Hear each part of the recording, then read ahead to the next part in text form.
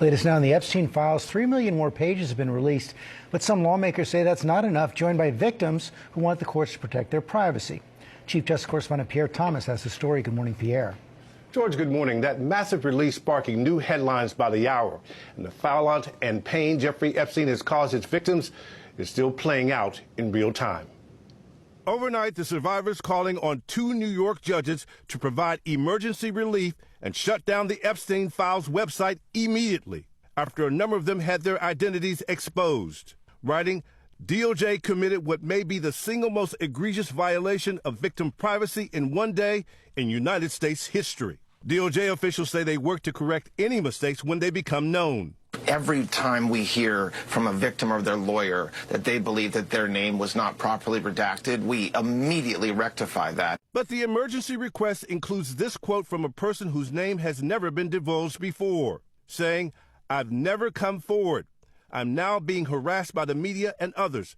This is devastating to my life." The documents also raising serious questions about why Jeffrey Epstein was given such leniency after investigators initially uncovered potentially breathtaking criminal activity. It is just this incredible, deep, visceral level of frustration and disappointment and sadness and grief. Released for the first time, the original prosecution memo from a DOJ lawyer in the U.S. Attorney's Office in Miami in 2007, showing that federal authorities had uncovered evidence pointing to the broad scale and depravity of Epstein's molestation and exploitation of girls and young women. According to the memo, FBI agents discovered that Epstein arranged for massage appointments for girls and women ranging in age from 14 to 23 years old, with victims receiving a finder's fee of $200 if they recruited other girls. The memo goes on to warn that Epstein represented a continued danger to the community based on his continued enticement of underage girls.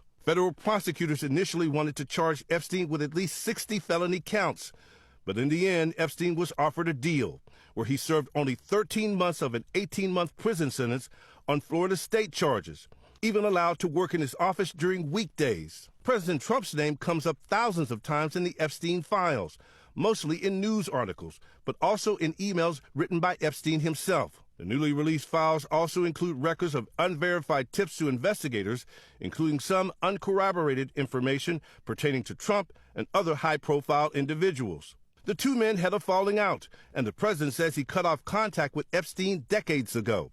DOJ officials have said the allegations regarding President Trump are false and do not come from credible sources.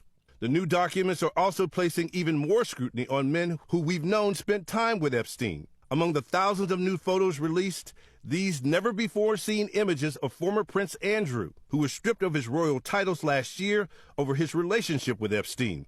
Now seen here, crouched over a young woman, her face redacted, the date and context of the interaction unclear. Representatives for Andrew have not responded to a request for comment, but now the UK Prime Minister Keir Starmer is calling for Andrew to testify before Congress. Epstein was freed in 2009, and the newly released documents show he continued to communicate with some of the most powerful men in the world.